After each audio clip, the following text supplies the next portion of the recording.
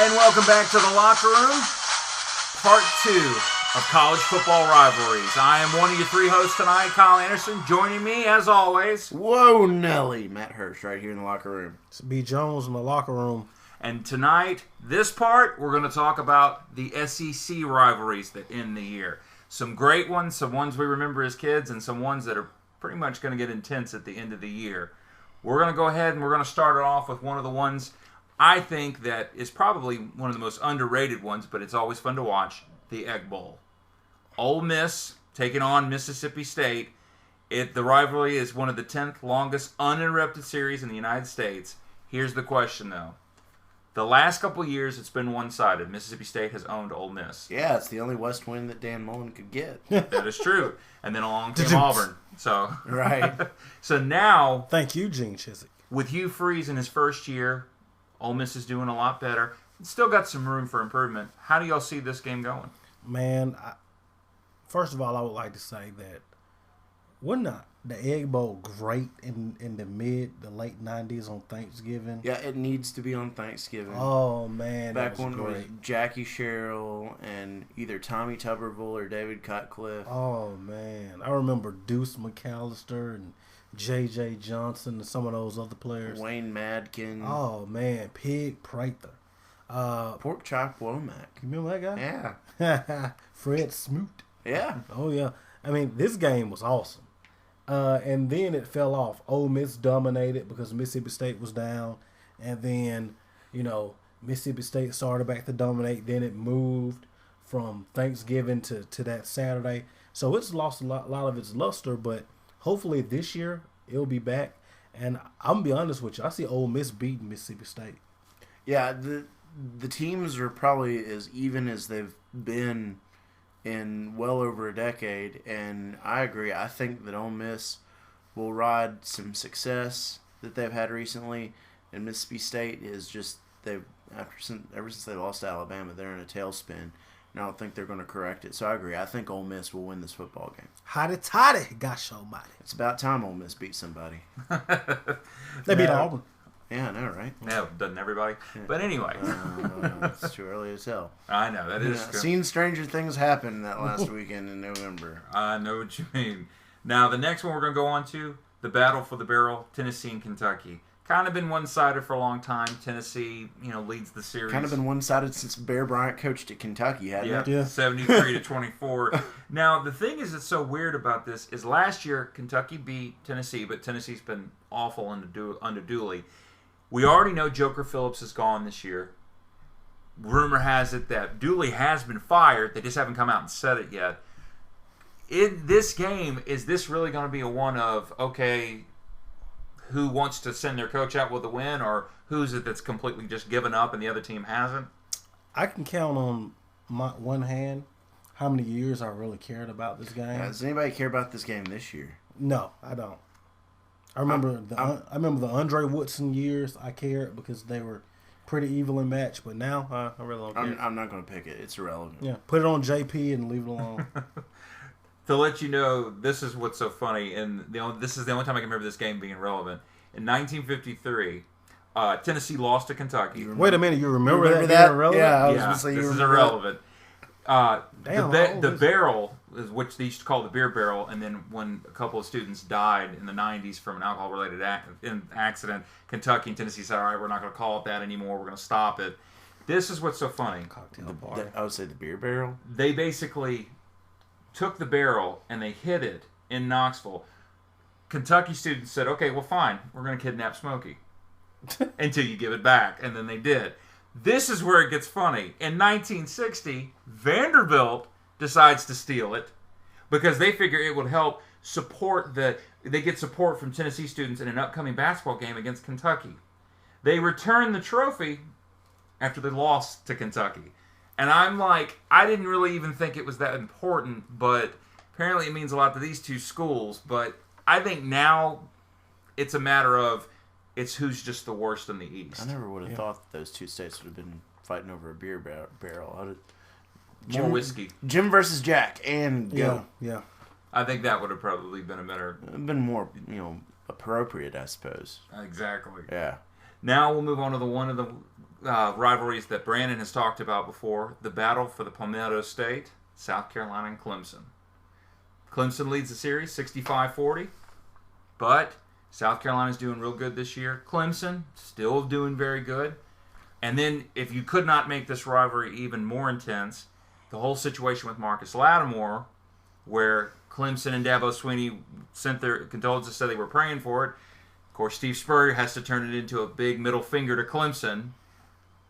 What do you think is going to happen in this game? This game is taking off, isn't it? This is the best this rivalry has ever been. Yeah. Without a doubt. Ever. I mean, I remember I originally started watching this rivalry back in the 90s when Anthony Wright was the quarterback at South Carolina, and he had Deuce Staley in the backfield with him. Don't forget Charlie Whitehurst. Yeah, Charlie Whitehurst. But hey, I like this rivalry. You remember that fist fight they got into in 2004 with Lou Holtz? Yeah. Oh man, I like this rivalry. It's a heated one. But this year I got to go with South Carolina. I think South Carolina's going to take care of business the way that they have in the last few years. I like South Carolina just because they have a defense. Yeah. Clemson doesn't have one. Even though Marcus Lattimore's out, they still have that fantastic defenseman. Yeah, Jadeveon Clowney. I think that South Carolina they'll wear him down. And DJ Swearinger, one of the best safeties in the country. People have brought up that they think that this rivalry has gotten intense, and like we were saying, it's the best it's been in a while. People will say it's because Steve Spurrier is at South Carolina and he just knows how to turn a rivalry into something and to take it to the next level. How much of that is true and how much of it is, no, it's always been there. It's just because he's there, now more national attention's being brought to it. It's always been there, but due to the fact that Clemson and South Carolina, between the two, they have like one conference title in the last 20 years between the two of them. I mean, right. The rivalry has always been there. The problem is the teams are seldomly outstanding. Usually they're pretty decent. South Carolina has had their sucky years, but it's always been there. But with both of them, top 15 type teams, yeah, it's taking off. Well, and it's not just the rivalry's always been there. It's not just Steve Spurrier. Dabo Swinney is pushing back. He'll talk back. So I think it was earlier last year that when Spurrier made a comment, I think Swinney fired back and said that USC's in Los Angeles, Carolina's in Chapel Hill, and the real university in South Carolina's in Clemson. So it's really the back and forth is making it a lot more fun and a lot more interesting to watch. Plus, now that both of them are very relevant and relatively good, the recruiting battles are just, aside from just the game on the field, the recruiting battles are outstanding to watch. And you remember Steve Spurrier, there's only one Death Valley, and it's in Baton Rouge, Louisiana. Right. You have to say this about Spurrier. He's always good for a soundbite. Yes. But going to another rivalry he used to be a big part of, and that he really took to the next level when he was there, Florida State. If you'd asked me this in the 90s, I would say this is the best rivalry going. I remember every year it was national championship implications. It was Spurrier versus Bowden. Yeah, this was the rivalry as far as I was concerned. And then it took that fall off. It fell off. Guess who's back? They're both back. Yeah. So hey, this is one of those ones that I love to watch. And when it's played in Tallahassee, it's at fever pitch. But it's not your older brother's Florida team either. Yeah. Yeah, they don't throw the ball at all. Pretty much. They play a lot more defense. Yeah. With this game, because both of them are in the top 10, both of them only have one loss, it's pretty much a drawn conclusion that Florida State will probably win the ACC. They'll be in the Orange Bowl. Florida is just trying to make sure that they stay, because they pretty much were going to be going to a BCS Bowl, possibly Sugar, could be going to the Fiesta.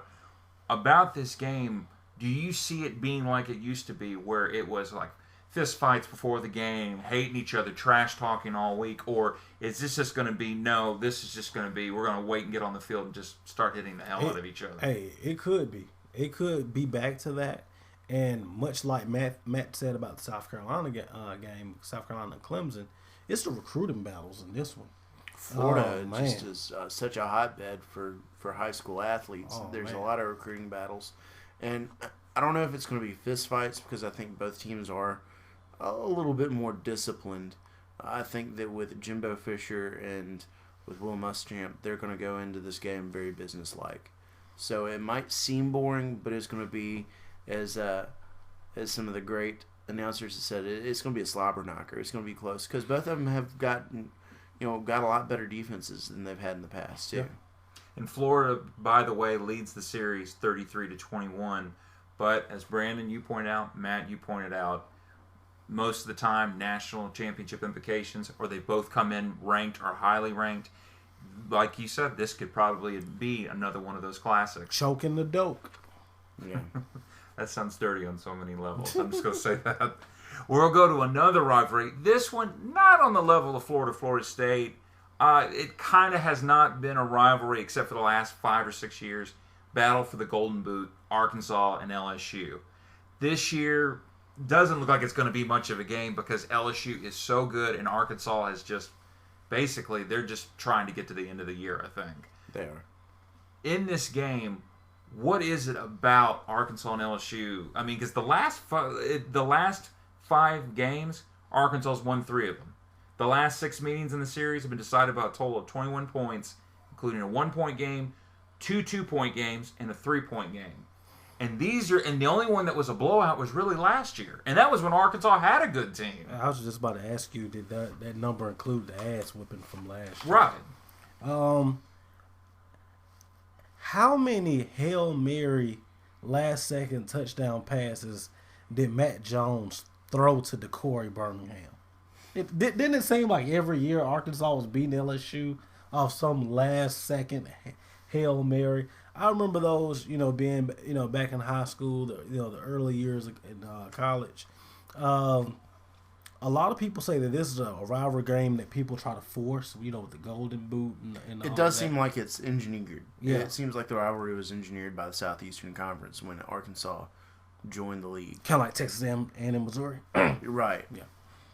But, I mean, it's I think it's that Friday after Thanksgiving game this year, is it? Sure, why not? Yeah. I mean, we'll watch, and it's a pretty good game. It's a game that I like watching every year. I think the thing that makes it relevant and makes it interesting is just those statistics that you read earlier, Kyle. That Arkansas has been kind of the fly in the ointment to LSU's national title hopes so many years the past few years.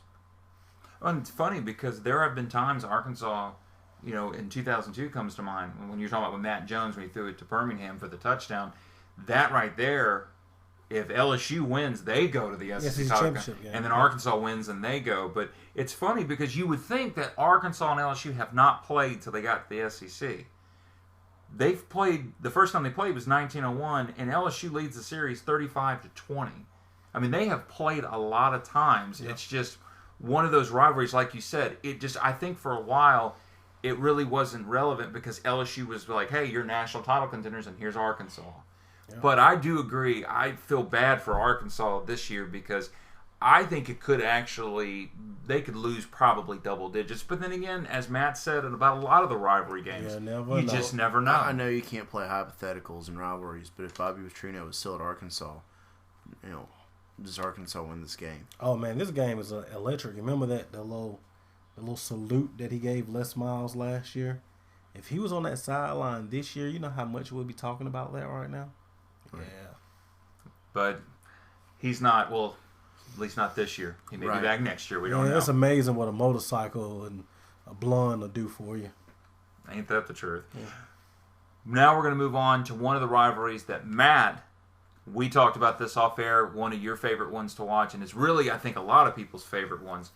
Georgia versus Georgia Tech, or... I love clean old-fashioned hate. I'm a rambling wreck from Georgia Tech and a hell of an engineer. A hell of a... I hate Georgia Tech, though, so it's okay. But what's so funny? When we talk about there's hate, and there's hatred, and it just goes so deep. Georgia Tech later on in that fight song talks about how much they hate Georgia. Yeah. So it's so funny though because theirs goes all the way back to 1891. right. And I thought it was funny. I don't know if anybody's heard the story. I had not heard of this until I started researching the rivalry. That Georgia originally wanted their school colors to be old gold, black, and crimson. The first coach for Georgia said he didn't want the old gold because it reminded him too much of yellow, and he thought that symbolized being a coward. Yeah. But it was funny because Georgia Tech said, well, old gold is going to be one of ours. And as a slap to Georgia, because they were still using the color, they put it as their jerseys when they played Auburn. And after that, they made it their official colors. And then in 1893, when they first met, that's when Georgia said, screw it. That's no longer one of our colors. We don't like it. I did not know this until I talked to Chris George, big Georgia Tech fan and grad. This actually happens. The common rallying call for students for Georgia Tech is, what's the good word? And it's often repeated 3 times, the answer being, to hell with Georgia. And on the 4th time, they'll ask, how about them dogs? Where the students reply, piss on them. You talk about, these are two people that really just, they wouldn't piss on each other if they were on fire. No, That's how not much at they all. hate each other. So yeah, I know folks that graduated from Georgia Tech, folks that graduated from Georgia, and it's pretty intense. Now there are more generally Georgia fans just because Georgia Tech is a harder school to get into. It's kind of a harder school to follow with it being in a smaller stadium in downtown Atlanta. I know a Georgia fan that I used to be better friends with, that I used to work with, that used to tell me that Georgia fans would buy Georgia Tech season tickets to make sure that they'd have the Georgia game, and then they'd sell the rest of the Georgia Tech tickets. So don't be surprised if Bobby Dodd Stadium has a little bit more red and black in it than the gold and black. But this game hasn't really been close the past few years. It hasn't. The past decade or so, Georgia's owned this rivalry, which is strange because Georgia Tech has had some good years. But I'll tell you, there's so many people in the Southeast that will pull for Georgia in this game just because they're still bitter about Georgia Tech leaving the SEC. And you were telling me off air, Matt, about how with your mom. My mother and my aunts and uncles that are Alabama fans, they'll watch this game religiously and pull for Georgia just because they remember the old Alabama-Georgia Tech rivalry and how bitter that was, that they want to see Georgia Tech lose every game. More so than Auburn, more so than Tennessee. They want to see Georgia Tech lose every game, especially this one, because it pits Georgia Tech versus SEC brethren in Georgia. Man, my fondest memory of this game, and I think this was probably the best game, I think it was 97 or 98. Georgia had Quincy Carter, and Georgia Tech had, the quarterback names escapes me right now, but he wore number 14. He was a scrambler. Name slips me at the moment. Champ Bailey played in that game. That game was just completely awesome. So, I mean, that was one of the best games that I can remember. His name was Joe Hamilton. Hamilton was the quarterback at Georgia Tech, who was a Heisman candidate coming into that game. And what's funny about this rivalry, it does remind you a little bit of what Todd Blackledge said about Virginia and Virginia Tech. It's the smart kind of, well, we're snobbish a little bit and look down, and in Georgia's the blue-collar country folk. But it's funny because just like in that rivalry, Georgia leads this rivalry 62-39. So like you're saying, Matt, it hasn't been close, especially over the last couple of years and decade. To compare it with the Virginia Tech rivalry, I don't want to say it's the more blue collar, but or country boy rivalry, because Georgia is a pristine old Southern university, but it's we're going to take the old South versus the new South almost, because you do have Georgia Tech literally in the heart of Atlanta, and the new South versus Georgia, who's trying to live with those old traditions. So, it is an old South versus new South kind of feel to it sometimes, too.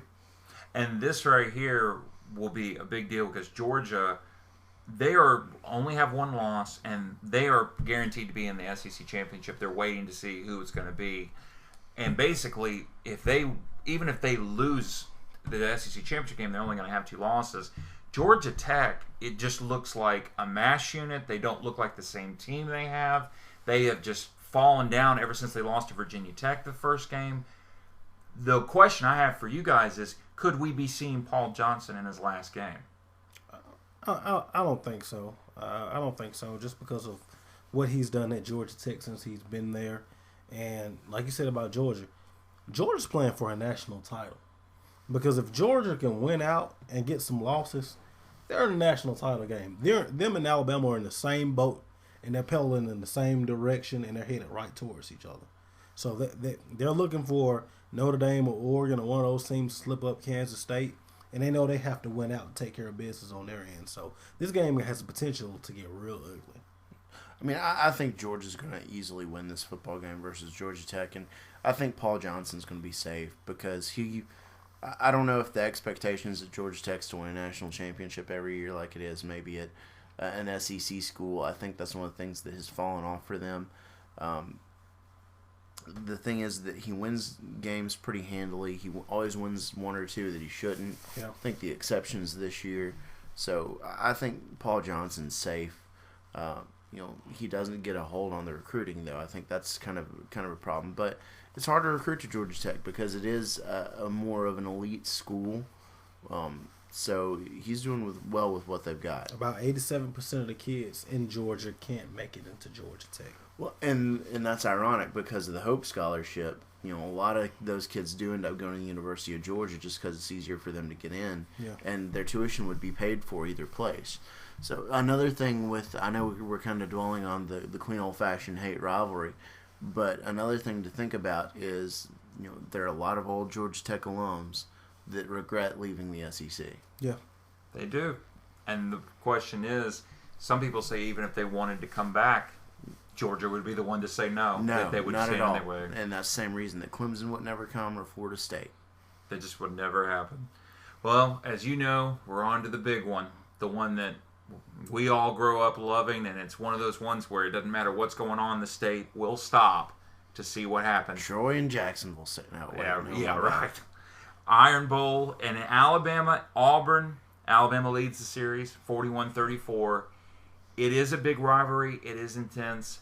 However, some people have been saying this year, this may be one of those years where people are going to watch, but it's not going to have the same appeal as it has the last 2 years because Auburn has just not been good at all this year. They've won 2 games. They still have to play Alabama A&M, but they're not going to a bowl game. Alabama, 1 loss to A&M, but they're still in the national title hunt.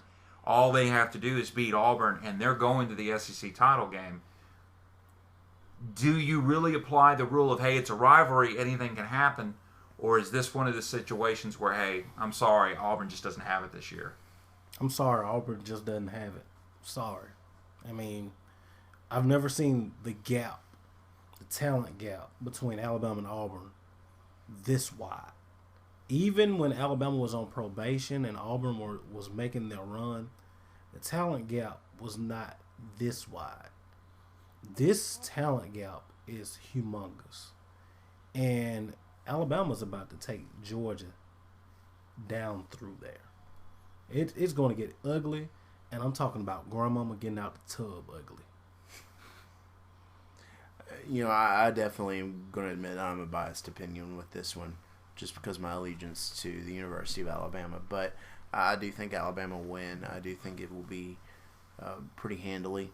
But you never know with this rivalry. You don't. Strange things can happen.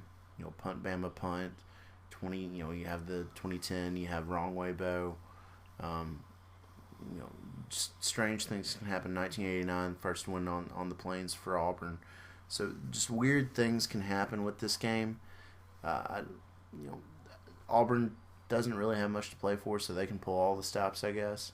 But also, on the other hand, the worst thing that could have ever happened for Auburn was Alabama losing that game to Texas A&M, because now you really do refocus on one game at a time. If you're Alabama, I think that you focus on making sure you lock it down to get to the SEC championship, which the only way to do that is to beat Auburn. Not to mention, it's back in Tuscaloosa. I think the never-again mentality is still there. I think there's still enough players from that 2010 team that have some bad feelings about what happened the last time they played this game in Tuscaloosa, and I think there's some players that really want to make the Tigers pay for that. So it's might look interesting early, but I think it'll get ugly.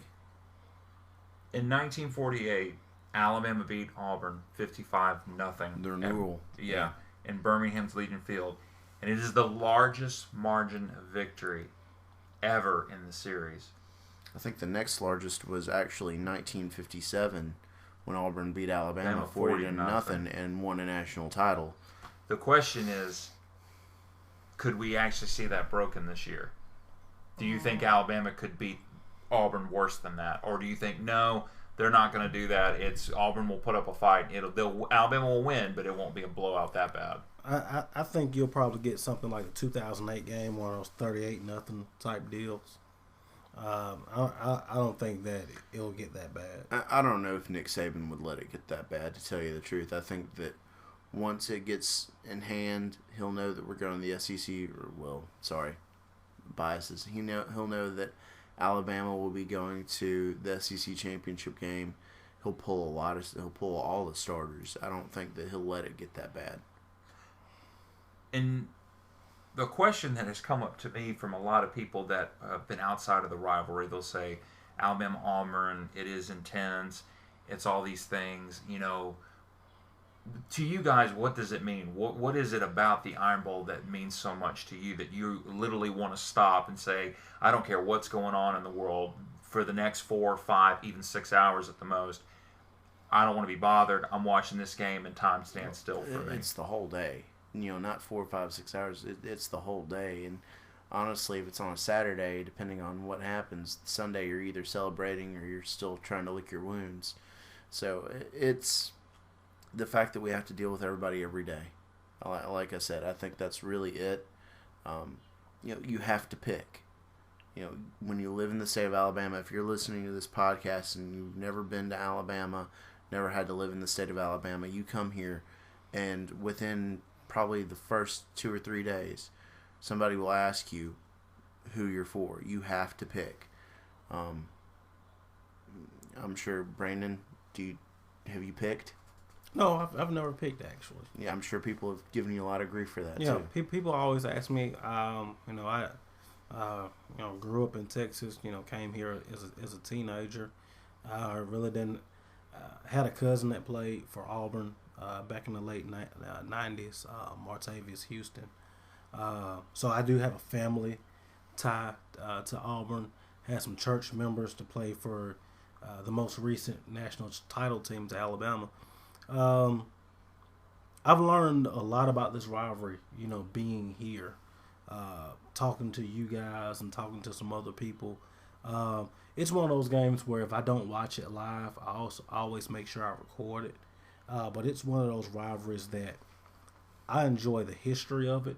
I'm actually right now trying to build a catalog of this rivalry, of the DVDs of the older games. It's one of those rivalries that has definitely intrigued me, and just the history of it is just unbelievable. It's amazing, too, because the ones that always come to my mind is 1994, or commonly known as the Inch that stole Christmas. That's probably my favorite Iron Bowl when I was a kid. That was actually, for a little personal anecdote, that was the last Iron Bowl I sat down and watched with my dad, with me being an Alabama fan and him being an Auburn fan, and we were probably spending half the time yelling at the TV, half the time yelling at each other. And so that one holds a special place in my heart and my memory, just because of that experience, and then also just the outcome of the game. And for people that may not know the outcome, it was number 3 Alabama, number 6 Auburn. Auburn had tied Georgia, but they had not lost. That was before overtime. Yeah. So. And then Alabama basically had a 21-14 lead, and it was 4th down. Patrick Nix threw the ball. Frank Sanders, who was an inch short of the first down marker. And it was also the last time Keith Jackson called the Iron Bowl. Really? That's what I remember the most. And I remember the famous call when Sanders caught it, and he goes, going for 4th down, and he doesn't get it. And I'm like, how in the hell can you see that And he was right. They stretched out the chains, and it was an inch. He was short. Well, and the thing that blew my mind, even as a kid back then watching that game, is there's so many Auburn people that they'll still talk about. Sorry, Auburn people. I know you're still talking about this one. Even if Auburn would have gotten a first down, they'd have still been on the 40 and still needed to make a touchdown to tie it. So there's not necessarily a guarantee they'd have made that touchdown with 40 seconds to go, to get down there. I'll tell you what was my favorite. Came in town that week, and I was able to go to the 1998 Iron Bowl. It was the last one at Legion Field. I was at that one. Last one at Legion Field, and a little kid named Markeith Cooper from Auburn shocked the world, and Alabama had to come from behind. It was 17-0 at halftime. Oh yeah, and then finally in the second half, Sean Alexander woke up and helped Alabama win that game. I believe it was 31-17. Yeah, and that '96 game, that catch by Dennis Riddle, going into the south end zone, I never forget that. Great games. One last memory. This one, the only reason I remember being told about it, but also because I had a family member, my godfather was on the team. In 1971, Alabama and Auburn both undefeated. Alabama was number 3. Auburn was number 5. They were trying to play, because whoever won that game was going to go to the Orange Bowl to face number 1 Nebraska for the national championship. It was amazing because Johnny Musso was the running back. He was a finalist for the Heisman. And Pat Sullivan was the quarterback. And that was when they gave the Heisman before the season was over. And Pat Sullivan had won the Heisman. And it was the Battle of the Unbeatens. And Alabama beat Auburn 31-7 to go to the Orange Bowl. They got the crap kicked out of them by Nebraska. Because that was one of the greatest, Nebraska teams of all time. But it was so amazing because it goes to show you when people say, oh, well, either one of your teams is good and the other one's not. No. Both of these teams have proven they can get to that game and they can be undefeated. And no matter if it's an undefeated team or it's two teams that are just playing for pride, as people have said, it's one of the hardest fought and one of the best rivalries out there. It definitely is. And we'll talk about rivalries. I know we don't have a 2 cents this week. I want to get the take from you guys. Outside of the Iron Bowl, what are your rivalries that you must watch, you must see? I think we've already talked about them. I think that the 2 or 3 aside from that is, obviously Army Navy, but I think the Egg Bowl and then Clean Old Fashioned Hate, just because they're neighboring states. I know people that affects every year, and they're always fun games. They really are. I would say it's Clean Old Fashioned Hate, Georgia Tech, and one that, sad to say, I won't be seeing for a while, and that's Texas A&M. That was always a good one. And I'll tell you what, how about this one? How about you guys remember that Colorado-Nebraska Friday game? Like that. They were always awesome. That used to be always a really good game. Oh, they were always awesome. Back in the 90s. Oh, yeah. My goodness. Definitely. But now Nebraska's in the Big Ten and Colorado's in the Pac-12, just getting the crap kicked out of them. And I'm not gonna lie, a kid from Arlington, Texas, that Texas A&M, the Lone Star showdown. Oh man, the Friday after Thanksgiving. Oh man, I'm gonna miss that. I know. All we can do is just hope that they'll put their differences aside and get back and give us what we want. But I hope so.